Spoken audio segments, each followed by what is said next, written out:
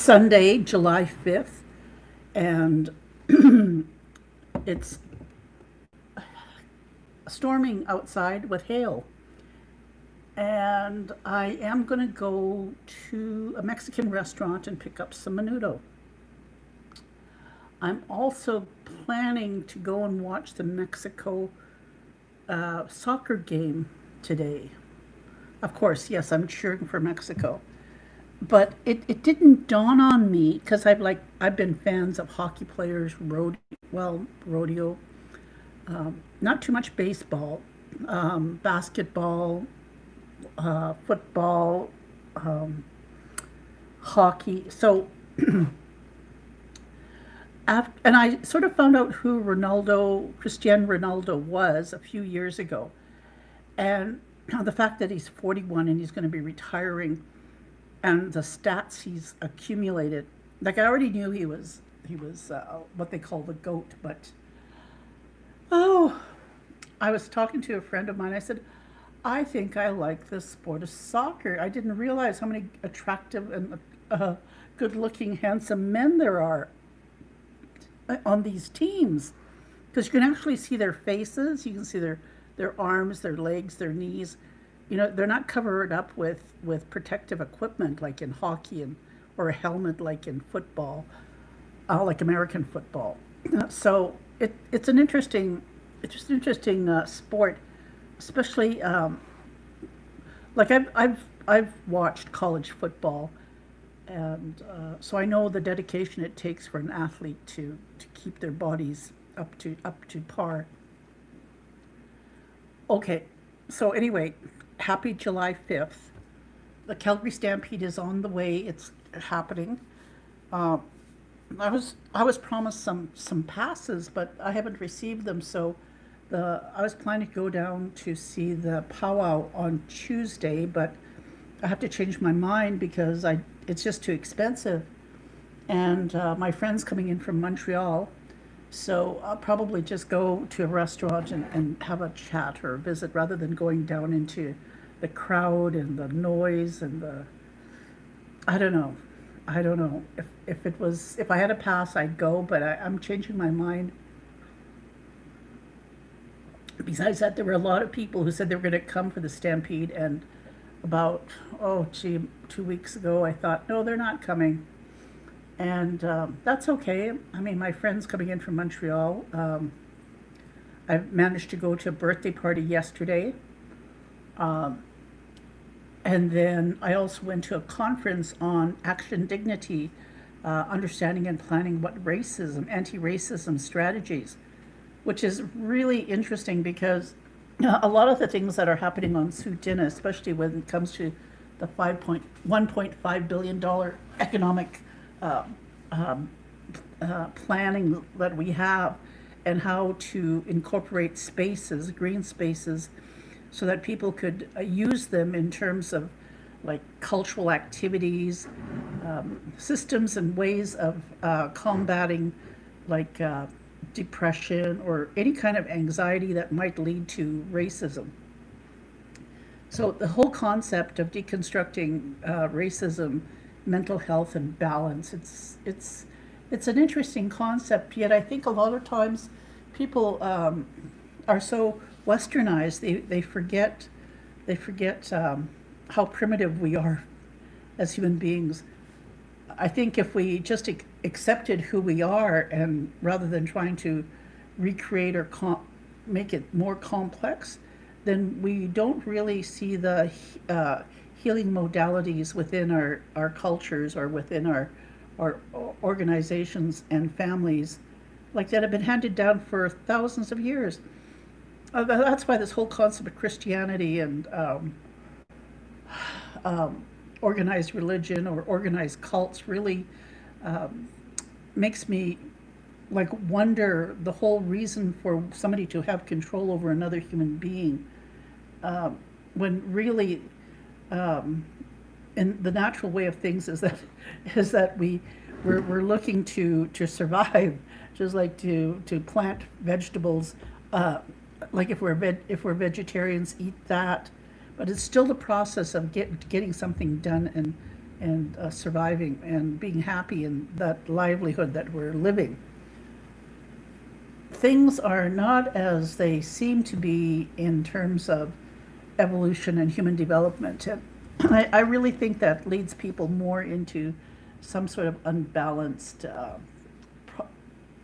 I think I'm a skeptic in the sense that I say more into illusions or delusional ways of thinking. But yet at the same time, I wonder how healthy is it if those delusions or illusions help us uh, progress forward too. So anyway, um, I did manage to meet two people yesterday who I'm hoping will help me. I'll set up a meeting with one of the developers and see if we can form some sort of workshop or strategy in sort of a cross-cultural orientation, or just um, meaningful workshops for different age groups in understanding or deconstructing like what silos are, what lateral violence is, like mental health, the whole process of mental health, or even challenging our notions of am I a manipulator? Am I gaslighting? Am I fawning? Am I in limerence? Am I infatuated? Am I like all these labels, like, am I an alcoholic? Am I a drug addict? Am I a Christian? Am I a woman? Am I, etc.? All these realities of self-talk, and like I explained in a previous podcast, I said when you're older and you're retired and you don't have that busy schedule, you still have to make a list of things that you're going to do. Now, the whole process of it is just, and even in social activity, because you can participate in various racist activities and just think that's normal. You can do a lot of addictive things and think it's normal as well too. So it's a real challenge to do self-reflection and to get a grip on things of like what am I doing? How am I looking after my brain health? Because mental health in the physical and spiritual and emotional and all the holistic approaches to wellness is encompassing, but yet at the same time, um, if you haven't been practicing it for a long time, then it's going to be harder the older you get. So the reason I talk about these things is because when I talk to younger people and they use words like gaslighting and manipulation, or even just the reality, like, oh, I feel insane, like I feel like something's happening here. Because the narrative is like, if somebody doesn't say it, then what does the other person who's gaslighting, like, are they going, they're not being challenged? See, a lot of times when I grew up with white girls, I had one particular friend. I knew her. I knew of her in elementary school, and but I started to get to know her when I was in high school, and then of course college, university, and even just keeping in touch with her. But for me, as a minority woman who wears her skin, tend to think like, why is it that I'm approaching this white girl? Uh, what is it? What is it saying that I have to approach people? Am I not a good person? So, I mean, it's a very complicated construct if you really look at it and you wonder, uh, uh, why are people afraid of being alone? And so I think a lot of conditioning for young women has been conditioning. So by the time they get into relationships, having children, and then being divorced, it's really difficult for them to be living alone. Like yesterday at the birthday, there were two little babies that were there. Like when I say babies, like I'm saying 4-year-old, 2-year-olds, and the couple there were saying, "Oh, I just want to have," like they're they're well like 50, late 40s, so the whole reality of like still wanting to have children. And the two couples says, well, no, we can't. We just can't. But we do love children. And the reality of it is like, I don't think I think some men just have it in their mind that all women behave a certain way, or all women react a certain way when a man touches them. Some things of these are true. However, I said to the birthday boy, I said, that doesn't trigger me. I said, when I see a child or a baby, it doesn't trigger me to want to have children. I said, because I chose not to have children. So all those hormones, like for the 9 months of hormonal changes within a woman, even the after she gives birth, the 5 years of losing her identity to raise that one child, it's so critical in the sense that if you're a woman and you have some trauma when you're a child, and again too, the theory of all this, you really have to take a look at it in terms of the construction of community.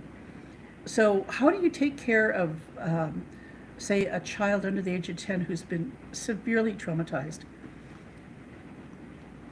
And again, let's hypothetically look at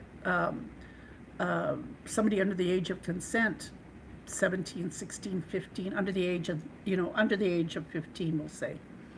And they've been traumatized as well.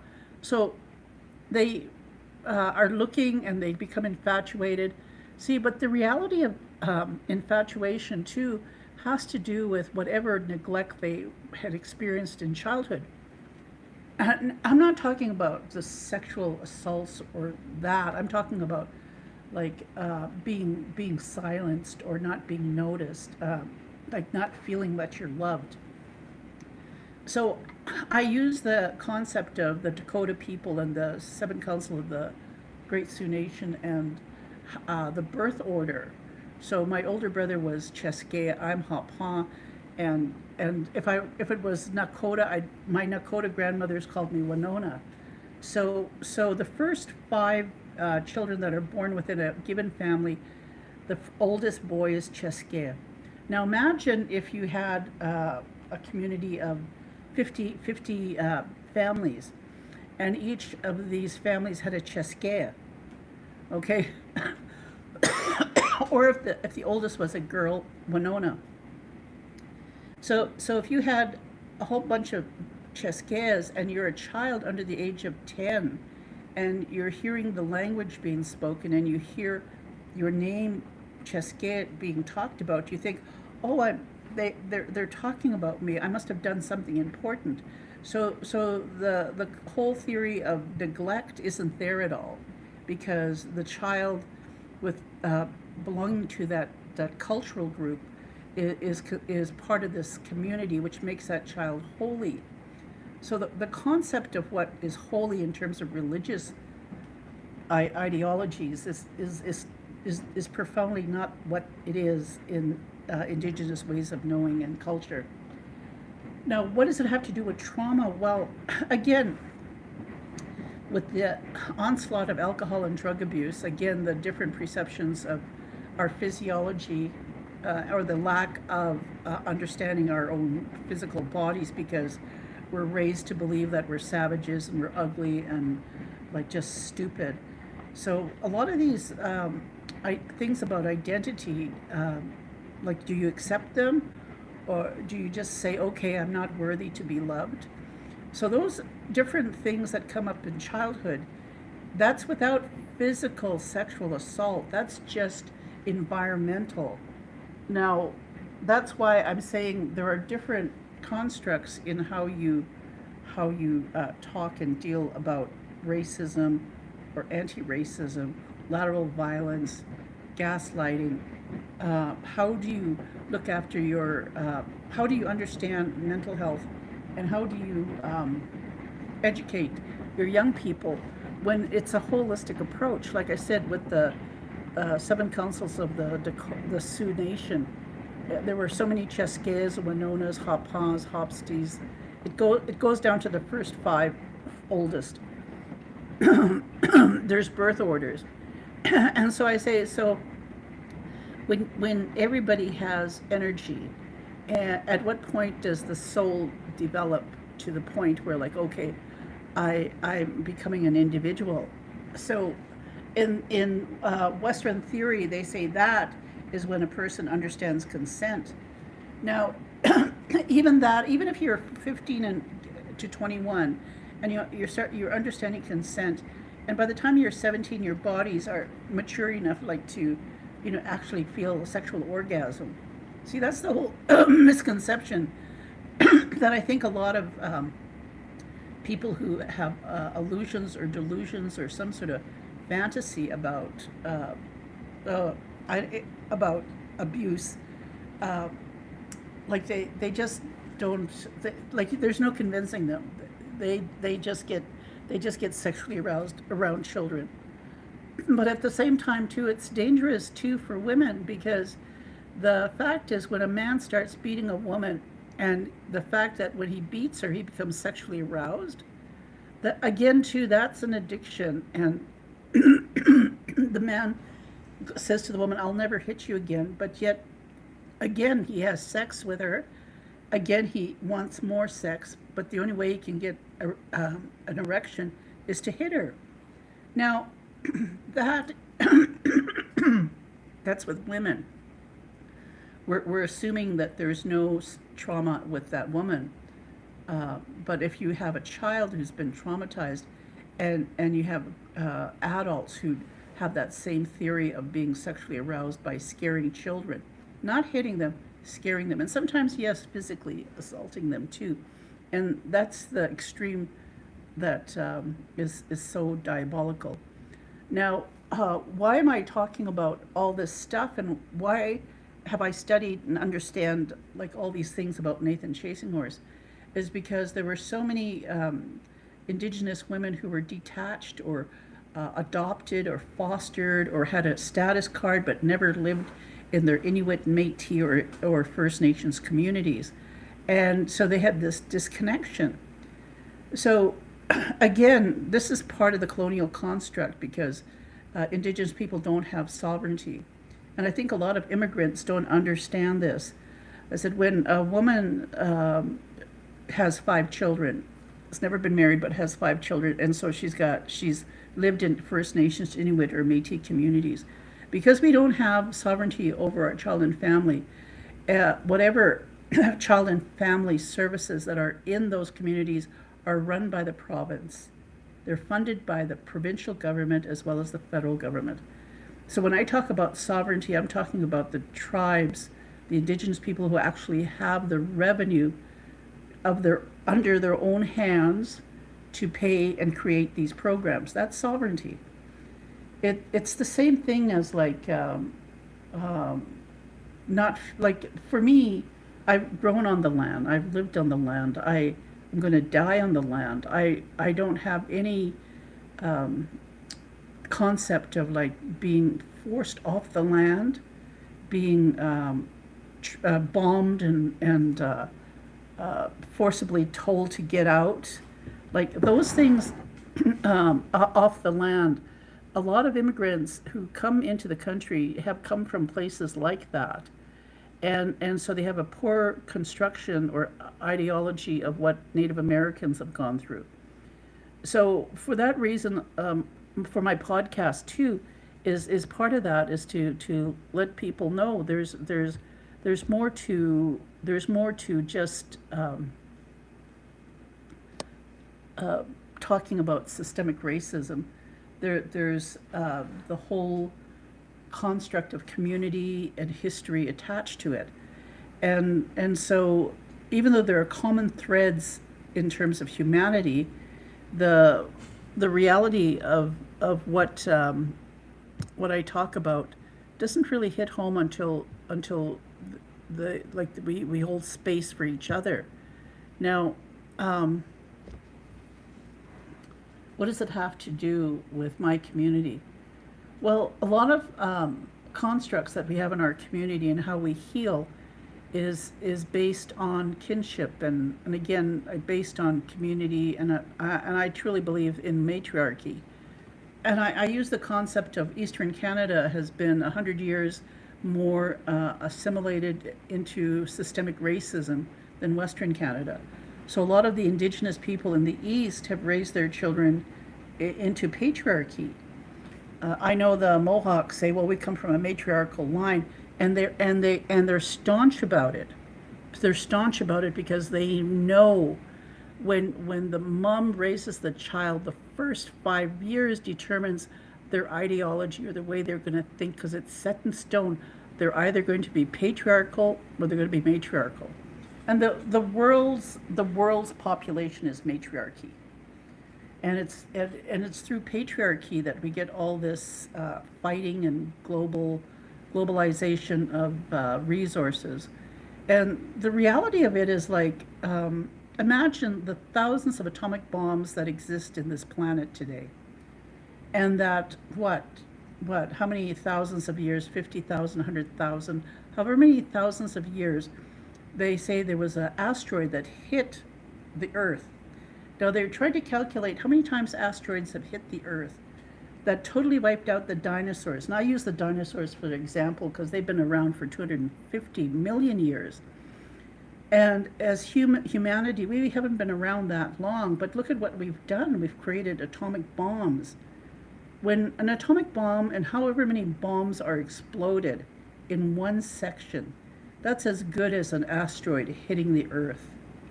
And with that produces catastrophic events.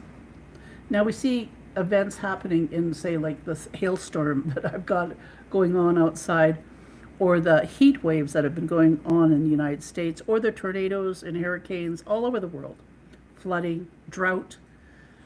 It's, people think, oh, again, people want to put attachments of this is the last days, or no, this is the reality of it is this is the way we're living, and this is the way dinosaurs lived. Like, and even that, like they said, did you know that it rained for 2 million years on Earth, nonstop?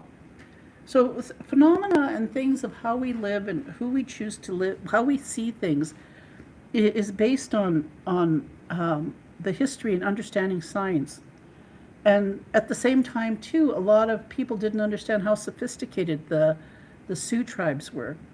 I was talking to a Japanese lady, and I said, yes, we because of our system, our clan system, the matriarchy of it, and the rituals and ceremonies that have been handed down for thousands of years with the sweat lodges, Wulipi and Sundance. It just didn't happen 500 years ago or 400. This has been going on for thousands of years. That our bloodline, we're universal donors. We carry O negative, O bloodline. And she said, so do the Japanese. We understand bloodlines. And the thing is, like, that's the nature of a culture that has been living, like, living their culture for thousands of years. But in terms of indigeneity, or just what it is to be indigenous, white supremacy and systemic racism has oppressed and erased that, or tried to erase it. Why I'm saying that is because I live in Western Canada, and I know I'm a matriarch. I know my community. I know how we've been living. We're economically developing to a point of $1.5 billion, based on community and collective and holistic approaches in thinking and how we treat each other as neighbors. And the whole concept of how we evolve is critical. One of the young men who grew up here, he's a millionaire. We were talking, and he says, well, Marina, even your psychology background. See, the thing is, that this is what I was talking to him about. He says, Marina, a lot of people don't see you, and I said, yes, I know they don't, and that's fine, because for me, talking about what I know in my podcast and trying to educate young people about the historical events that even if you're a foster child, or your grandmother or your mother was married to like to a white man or some other culture, and you've had some disconnection from the matriarchal side of your lineage, you're still in the process of reconnecting. You're still in the process of advocacy. Because see, the stark difference is, if you've never lived in First Nations, Inuit, or Métis communities and you have a status card, leave that money. Don't touch the money. Leave that money for the people who are actually living in those communities, like the First Nations, Inuit, and Métis communities. Don't be taking that money if you're living in a city and you're professing to represent your tribe when you've never lived there. The best option for most people who I've met who carry status cards is the fact that they don't take money from their communities. They don't say that they represent their tribe. They just show their status card and say, I'm proud to be Indigenous. And they manage to, work and live and, become millionaires. But some of them, like I said, a lot of people have the misconception that people who've actually grown up, lived in indigenous, that means First Nations, Inuit, and Métis communities, that we're all poor. We're all not millionaires and rich or intelligent or educated. That's a fallacy. That's a fallacy created by even people, like I said, status holding card Indigenous people, because they want those resources that somebody like me, who's lived, most of my life, and I've grown up here my whole life, say for the exception of about 20 years, those were my choices. But again, too, it's to understand the community that you've grown up and what it means and what it means to heal. And to understand that it's not just you as an individual, like it's not just me. The fact that I talk to other Indigenous people and that we share the same spiritual, psychological, or cultural phenomena, or cultural validation of the things we experience in ritual and ceremony in a holistic collective approach is phenomenal. And a lot of people don't get it. It's like interrupting me in the middle of a story. They weren't there at the beginning of the story. They come in somewhere in the middle, and then they want to be there until the end. And I'm going, no, you can't participate because you weren't there listening to the whole story at the beginning. You're only getting fragments of it. And if you just want the fragments of it to say, oh, I understand racism. No, that's not how it works. That's definitely not how it works. But again, people want that magic wand, abracadabra, and it's just not the way life is. It's like I said, there are hung prayers, and I give this definition because it's the basic construct of healing and how communities run. Because realistically, the people who are organizing these workshops or this movement of people have to have their foot in reality. They have to have the understanding of how we are as human beings and how we think. I don't think people who've actually lived in tribal communities or Indigenous ways of knowing can grasp it. And people want to say they understand it because they belong to an AA group, or they're Mennonites, or they're Mormon, or whatever little community they have created, trying to do a support system, does not work. It's like a Band-Aid. We'll call that in the hippie movement in the 70s or the 60s, like it's Kool-Aid. Because people, all those soldiers that were being killed in Vietnam, there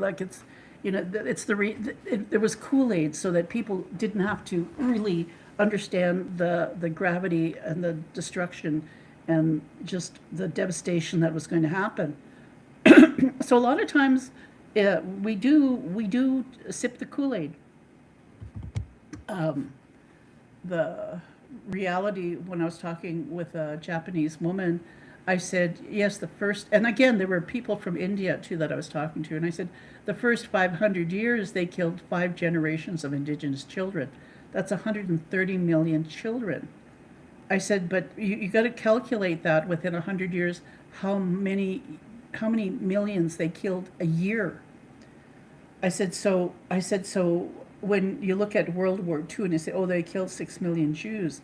No, that's just a drop in the big bucket of humanity, just a drop in the, the how dangerous we are as human beings. That the fact that people from the other side of the world who were separated by by an asteroid hitting the Earth took it upon themselves to to kill, come over to a new land, thinking that we're from another dimension, killing us off through diseases because they didn't understand the horticulture, the culture, the amount of agriculture, the things that we progressed on, because we were not hanging prayers on ourselves. Our communities were not hanging prayers on ourselves or other people. And so that's the basic understanding of it. And if you can understand that rationale, then at least you're one step forward, because you got to take a step backward too. So the reality of it is, even after 500 years, Indigenous people, even through Indian residential school and all this, creating industrial schools because they found oil in our on the land. And again, it's only been 74 years that they started putting fences around the reservations in Treaty 7 because they found oil. Calgary is the largest American influenced city in Canada. They have the Calgary Stampede. When I was a child, white tourists would come in, take pictures of this little savage here, this little hapa in her street clothing, and say, take a picture of the little Indian girl. Look at her. Poor little animal. To this day, like I say, it's when I allow someone to take a picture of me for good reason. I don't have pictures of myself as a child, a teenager, young adult. I just don't. There are few and far between. But the notion that when somebody takes my picture, that I'm just an animal, a zoo animal, that's where I, I just thought, oh my goodness. But that's the critical thing is when I went to Las Vegas, I allowed my picture to be taken. When the Fifth Estate aired, I allowed myself to be tape recorded because the message I had had to be there. It had to be said. Going down to Las Vegas, closure had to be done. And if it meant my pictures being taken, then so be it. But it's a very difficult thing that I do when I have people take pictures of myself. I know some of my podcasts and YouTube, I do have some video, but I've changed that too. So it's a really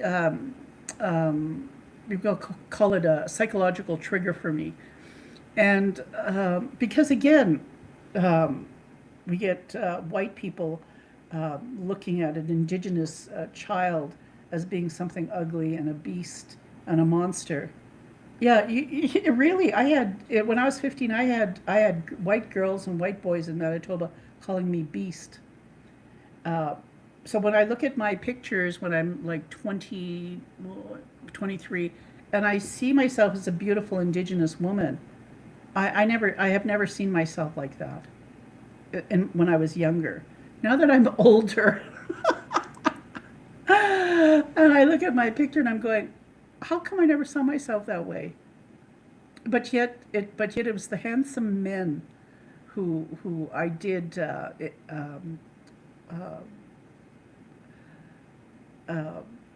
relationship. Well, I don't want to say relationships because it wasn't a relationship. It was a sexual encounter. The handsome men I've had sexual encounters with always baffled me because I wondered, what do they see in me? Because I like I said, it's that systemic racism and the brutality of children, or just people who are jealous or just hate the fact that you wear it in your skin, or that the very fact that you have an opinion and that you can stand up and face them. I when kids would call me down, I just grabbed them and just we'll take them down. Like those are fighting words. It's just part of the system. And so as we get older and how we understand things and how we find partners and families and how we hope that our own offspring can defend themselves, it's a reality. I think the younger people have a lot more challenging places and things to do, but at the same time, it's important that those terms are used, like even pronouns, even words like trafficking, limerence, uh, gaslighting. Terms need to be identified and understood. So again, I'm going back to the construct of childhood development and the age of consent, which was totally revolutionary for me, especially in deconstructing the whole nature of Nathan Chasing Horses ceremonies and how it applied to other, like my relatives I knew who were also pedophiles, and the whole nature of the deconstruction of where that all came from, and why fawning and limerence was so entrenched with Indigenous women, to the point that even women who were 10 years older than me were so delusional or so what's illusion or delusional when it came to just a man being nice to them. Like like when I say I haven't been married or had children or been sexually active in 49 years, any sense of illusion or delusion when it has come from me talking to a man has had to I've had to do a lot of deconstruction. I've had to do a lot of interactive talking with men. I've had to really take a look at what motivated me to talk to that man, or what was the purpose in the infatuation. And again, was infatuation a taboo? Does that make you a lower animal because you're feeling these responses? See, limerence is the offshoot of infatuation, which is a deeper psychological, personal disorder, and it takes a hell of a lot of guidance over years and decades to recover and relapse from this structure, this construct that we created from childhood. Not any fault of our own. Like I said, for me, the trauma isn't the same trauma that people think of. Like they try to type me, and I'm going, no. I'm very fortunate that I have white friends who've had traumatic childhoods, successful people, upper level middle class, grew up middle class, and they themselves became educated, can write books and all that, and function, even though their childhood was so traumatic. I mean, I've met an Anishinaabe woman, had her master's in civil engineering, who was a victim of incest. So the fact that their childhood trauma happened, say, from the ages of 10, under 10, there's a different psychology in under 10. And again, universities don't teach that until you get to upper level study courses. But even from like 10 to 15, again, too, there's more understanding of that and the effect it has on community and society. So, like I said, the notion of what the capacity of the brain can do to people is far more it's far more complicated than we want to believe. It's like we want to believe in Cinderella or the Three Little Pigs or Sleeping Beauty or any fairy tale story. We want that, but the reality of it is it's far more complicated to understand the human condition and how we as individuals, who we are. And I use the analogy of, as individuals, we're just nothing but a bunch of ants. If you ever look outside and sit and watch an ant working in an ant pile, and you see them all scurrying around, doing, just working, working, working, like people in the city. Get on the subway, work, work, work, move, move, move. That's ants. Those are ants. Then you see what happens when something happens to the ant pile, like it rains. They can sense rain coming, so everything's moving and shifting. So that's why I say the analogy of holistic and collective approach. That's how we operate. Now, if you've been separated from that ant pile, and you're, let's say, uh, even if it were in the ant pile or outside the ant pile, that you experience some horrific trauma, uh, the sadness of it is that there are some things you cannot do. There are some things the human brain is not far advanced that we can overcome some of these traumas in the sense of functioning to our fullest capacity. So let's say our fullest capacity is to be able to read energies. And because of the limitations either that happen, and mostly I'll use a really severe case under the age of 10. How does that 10-year-old who grows up, has all these social problems, how do you heal that person? It's really difficult if there's no connection to community or the holistic conceptual approach collective, like an ant pile. You can come back into the ant pile and heal, but see, this is the thing that people don't understand, is that ant pile has to identify you, like you have to identify with that community, and be part of it throughout your whole life.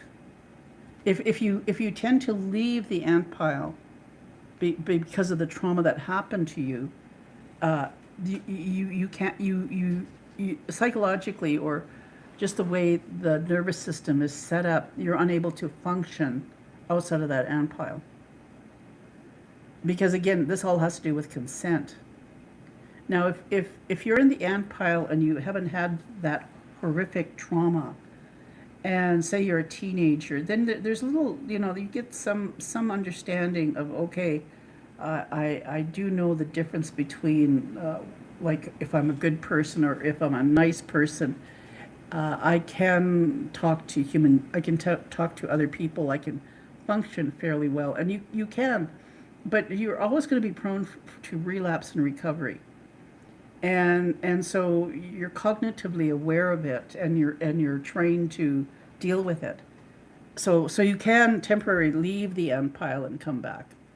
Now, again, too, if you've been raised your whole life, say in a matriarchal system where there's ritual and ceremony, and you've been protected, and you've been raised a holy child, a holy teenager, a holy young adult, a holy adult, and then you go into your old age, then you're fully functioning in the sense of being holistic and collective. Because it's not an individual thing. It's a communal thing where Creator, the grandfathers and grandmothers' will is being done. It's a different concept in individual thinking, where you're trying to be the President of the United States or the King of England.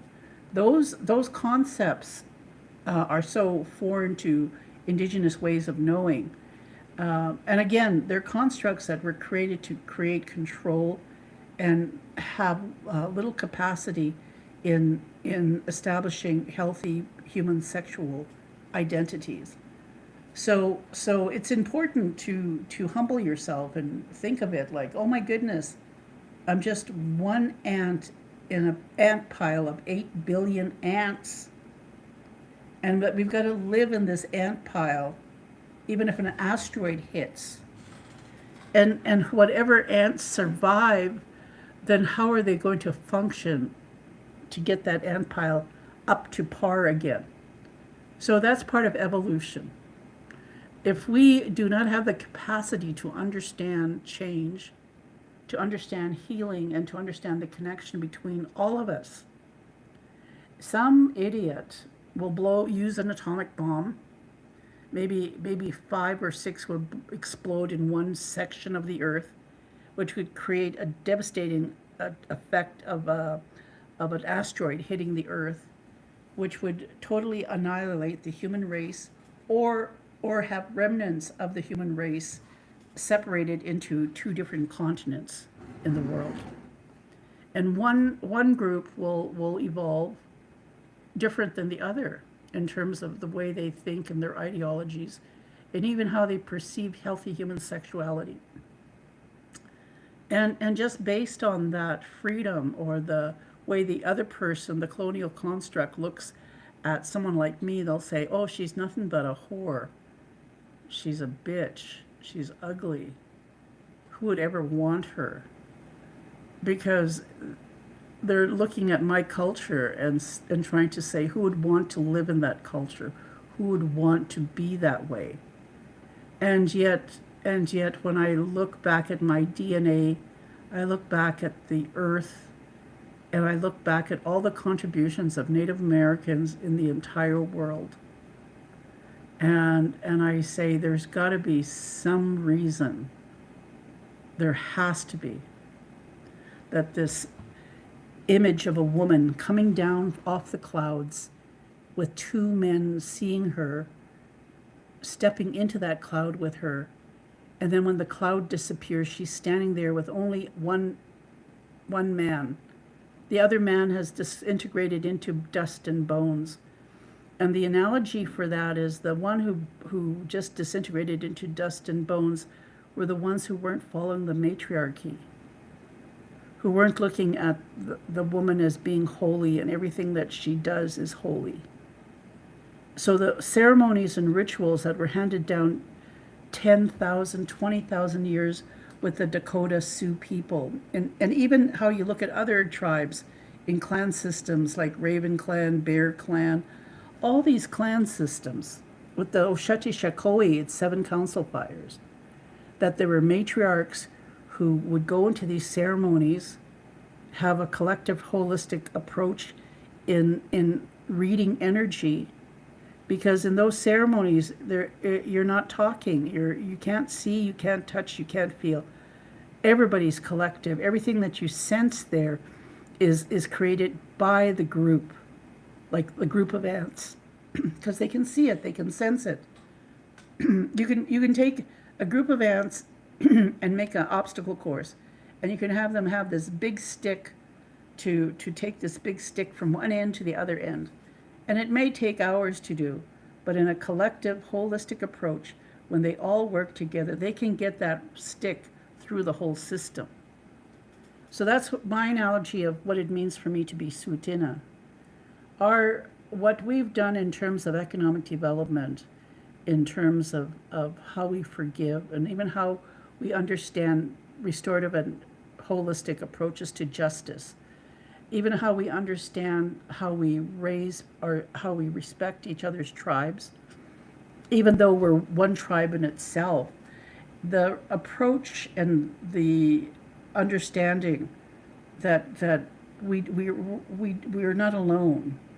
Like I'm alone in a physical sense because I've never had a partner or children, and I don't have offspring to gauge like how I look, how old I am. It's only when I go into community or with other people that they call me Elder Marina. And so then I understand, okay, I'm an elder. This is how old I am. Because again, how I see things and how I do things, and even how I think has been for a purpose. And if that purpose is to educate and to make people who are immigrants, who are coming into the North, to the Americas, or even white people who have realized like they just have had this privilege where they've walked into the middle of a storyline, middle of a narrative, and have only heard the middle part, and do not realize that they could never understand because they weren't there at the beginning. So for them, where's the beginning? Once, like I said, once a person raises a child, on like the first 5 years, it's the clay or the model or that's in stone. That's set. You've come into that middle, and if you're trying to change the model, you can't do it because you came in halfway, or you haven't really understood the process, even though you feel, because you can see, think, and talk, that you're part of humanity. And I'm going, yes, you are, but there's a holistic side of life, this energy that we that communicates. That's the only way I can explain it. Is the Sioux call it the Great Mystery, because it's an energy that is sacred. You can't see it, you can't touch it, you can't feel it, you can't smell it. All the senses, like you think, okay, how you see things when you pick up a cup of tea or a cup of coffee, those are the senses. But there's a great mystery that when people come together in a collective holistic approach with a dynamic purpose, that energy is created. And in ceremony, sometimes you hear it in eagle feathers flying around in the darkened room, or you hear an animal coming into that room, blowing their horn. You hear and see things, and so this great mystery is exposed, and it's not directed to one individual. See, Western ways of knowing, especially with Nathan Chasing Horse and his cult, was the fact that he took that colonial construct, this king and president type of construct, and made himself appear to be invaluable, when it wasn't him. It was the great mystery that people experienced, but he bastardized it and took it as his own, rather than creator and grandfathers and grandmothers. So I hope that explains what I'm trying to say, in the sense that there's so many young Indigenous people who I've been talking to, that are artists, that are educated, that are business people, who are millionaires, who are out there thriving, that I'm grateful that I've lived this long to have a conversation with them. And that if I can give them any insight into this great mystery and how it operates in a holistic collective sense, I use the analogy of the ant pile. And I hope you understand that, because it takes a long time. It took me a long time to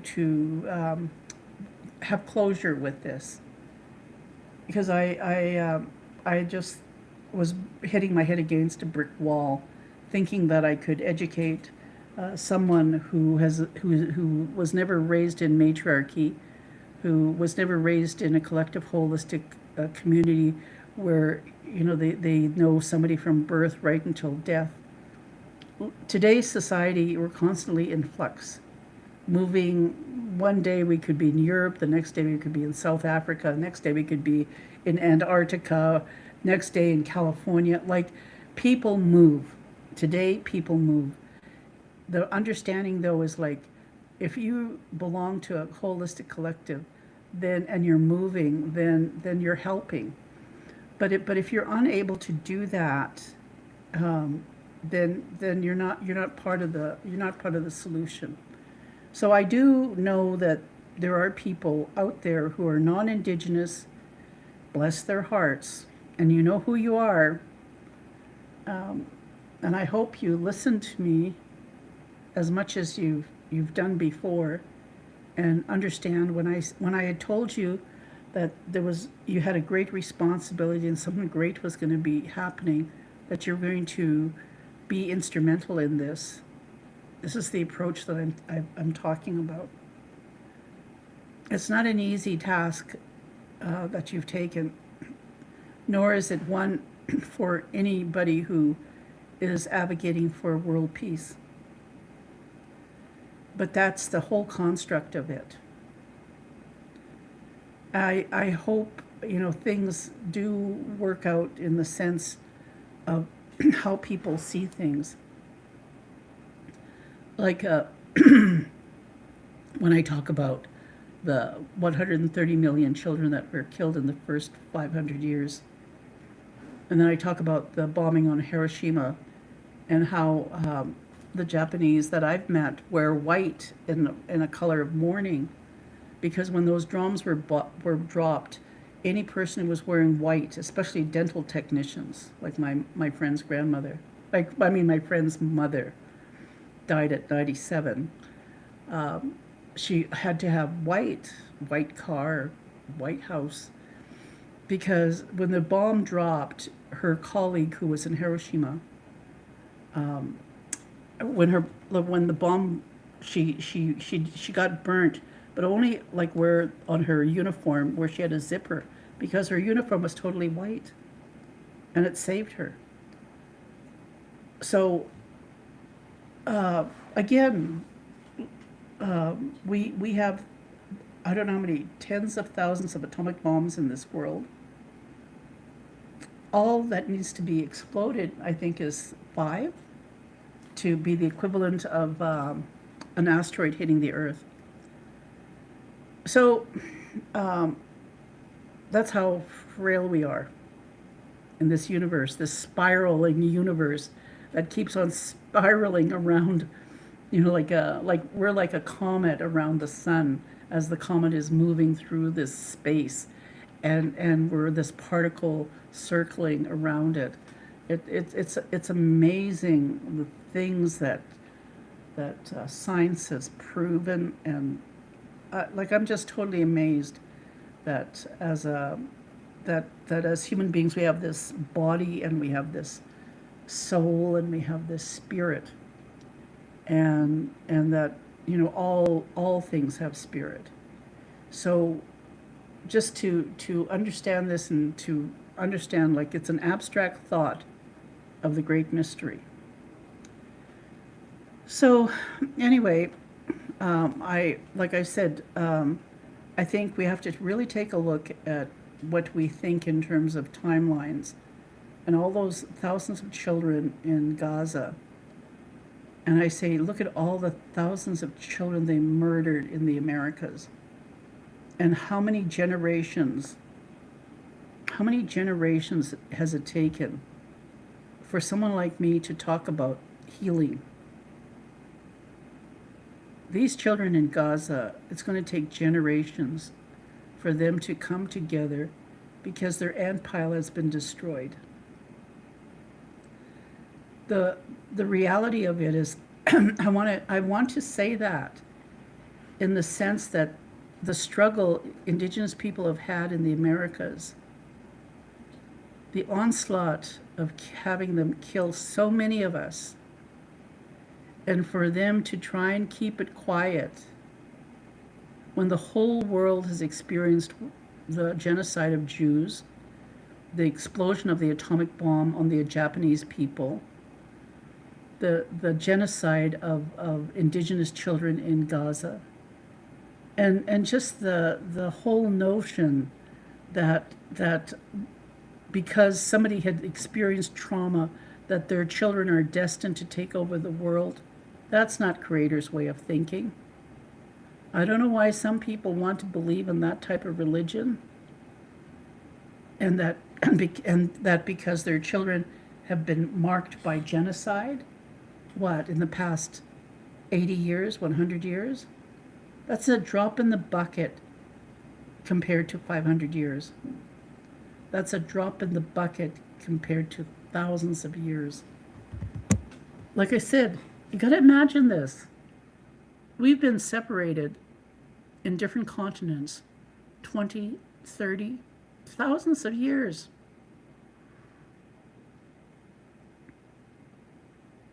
And yet people, because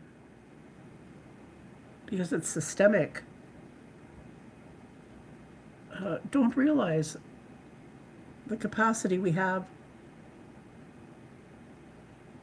or the lack of understanding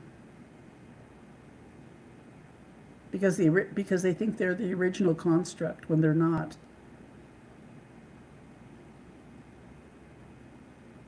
I think North and South America would be still thriving. Like I said, there are more pyramids in the Americas than there are in Egypt. There's more horticulture and the science of the earth and all this biology that contributions of Native Americans to the entire world. And now even understanding the construct of DNA, you can't erase that. You can't take that away and deny it and say it's yours because you've walked in halfway through the story. Like, that's just ludicrous. But yet that's the way you think, and that's the way patriarchy is. So I'm hoping somehow that I educate, and that the people out there who actually find my stories interesting do their own research within their own families, their own tribes, their own origin, and look at how communities thrive, to make a list, say you're going to do these things, and if you don't, then you're hanging your own prayers. Also, too, like fighting against systemic racism or racism, even within different groups and different communities, different parts of people, even set brown skin against brown skin, black against black, white against white. When you do that, then you're hanging prayers on other people. So both publicly and privately, understanding the nature of how powerful our minds are when we think these things of other people. As the late Jim Miller, Lakota warrior from the Vietnam War, he says, and this is the understanding of a hung prayer, just this simple. When you utter something bad about another person, that's how easy it is to kill. That's how easy it is for us to even wipe ourselves off the face of this planet and even this universe.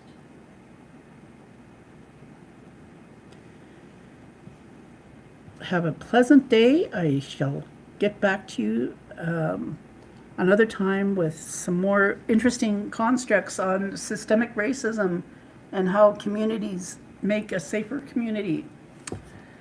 Yeah, I sure miss talking to some of my acquaintances. But again, we're never